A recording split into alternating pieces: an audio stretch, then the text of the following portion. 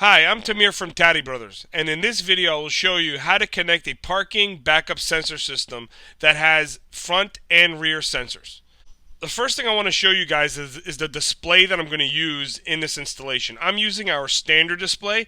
However, this will also work with any of the displays that you see here. If it's just a speaker or the 3.5 inch, it really just depends on what you guys want to do, but I wanted to show you how to install it, and don't get scared when you see this one and you have a different screen that you're installing.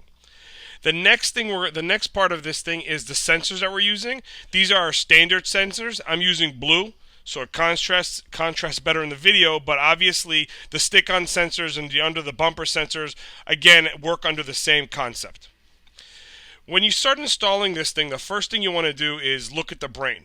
The brain is where all the wires connect to, and what it does is it basically makes the whole system function. Before you install anything, you want to know where you want to put this in the trunk. Usually you want to put it in a dry place, but you want to put it where all the cables are going to feed into it in a convenient spot for you. So think about that before you install it. Now let's start the installation process here. First, I'm going to take the display and we're going to connect it to the display socket in the brain right here. The next part we have is the harness that you see right here. All right, I'm going to show you what the wires do in a second, but let me just connect that also into the brain. There's that click. And now we're going to take the sensors. When plugging in the sensors, you should know this. There are 8 spots here because this is a front and rear sensors. If you're just going to put the sensors on one spot, you're only going to have 4, so obviously you're just doing half the installation. The first 4 sockets, those closest to the wiring harness, control the rear sensors. The last 4 sockets control the front sensor. It's important because the triggers activate depending on which sensors you do, so I wanted you to know where you want to connect the sensors. Let me connect the front sensors first and then the rear sensors. With an 8 sensor system, you get 4 extenders that give you flexibility on where you want to place the brain. Most people mount it in the trunk. But because the brain is all the way in the trunk, we also give you 4 extension cables that you see right here. I'm going to plug it in so you can see how it works. It's very simple. You just take the male to the female, like that. Thread this through the vehicle itself. Give me 1 second here.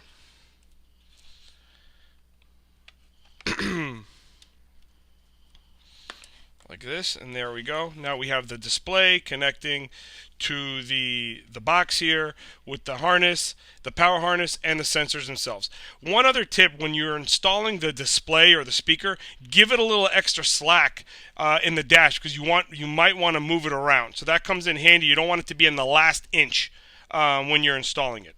As for the sensors themselves, usually people install them about 18 to 26 inches above the ground, somewhere in the middle of the bumper, vertically speaking. And then you want to obviously distribute them evenly along the bumper, just like one of our customers did right here. Now let's talk about the harness. This is the power harness for the cable itself. All right, now I want you to see all the different wires that you have here. Obviously, we have the black and the red, okay? And the red connects to the positive and the black connects to the ground.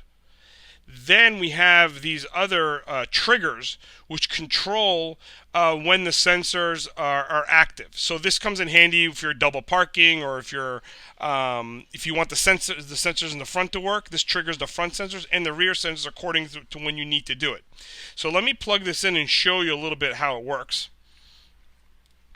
Right here. So I'm plugging into my alligator clips. There's the red right here. Okay, so you see when I plug it in, the light doesn't even turn on because it still needs to be triggered. For the front sensor, we're going to use the white cable. This will turn on when you hit the brake. It stays on for 10 seconds and needs to be wired into the brake light. This will simulate you hitting the brake. And now you see the sensor is working, right? As for backing up, hold on 1 second. Let me reset the system here. Okay. When you go in reverse, you need to connect this yellow wire to the reverse light. This way, every time you go in reverse, the system will activate. Plugging it right here, and then there you go. That turns it on. The other thing is that you should know is that you also get 10 seconds like this. You also get 10 seconds for it to work. So when you're going in reverse and then you click on your brake, the sensor will continue to work even when you put your hand, you take your leg off the brake. So this way it just doesn't cut off automatically. You still need a couple of seconds if you're double parking or if you're in some kind of bumper to bumper traffic.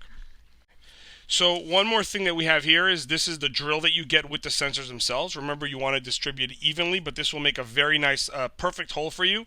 You drill the hole and then you pop in the sensor, thread the cable through the vehicle itself. All right, let's go over the connections one last time.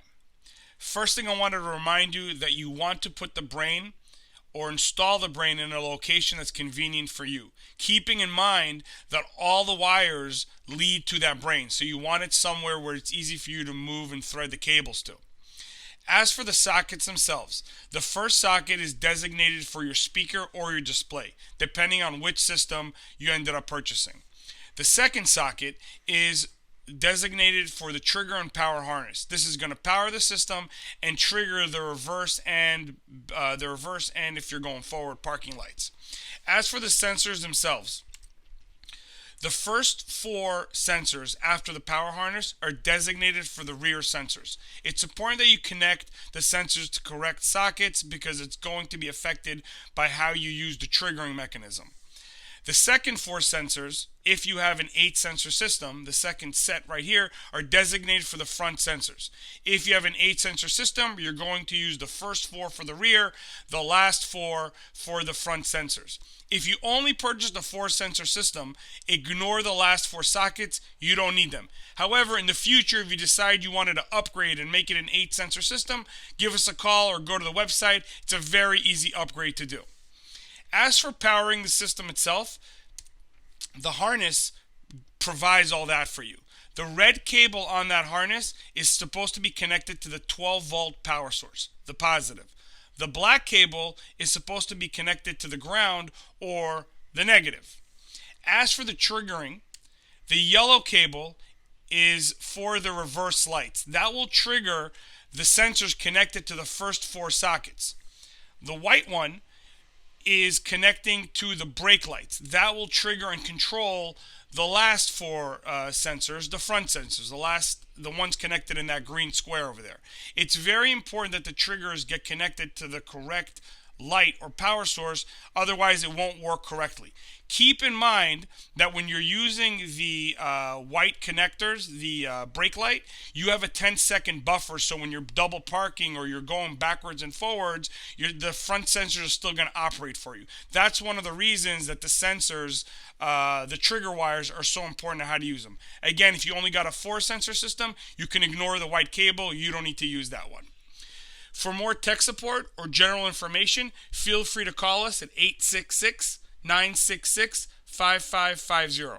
If you've already purchased from us, I hope this video helped. If you're still shopping, pop over to TadiBrothers.com. Give us a call. It would be an honor to earn your business. From all of us here at Taddy Brothers, thanks for watching and have a great day.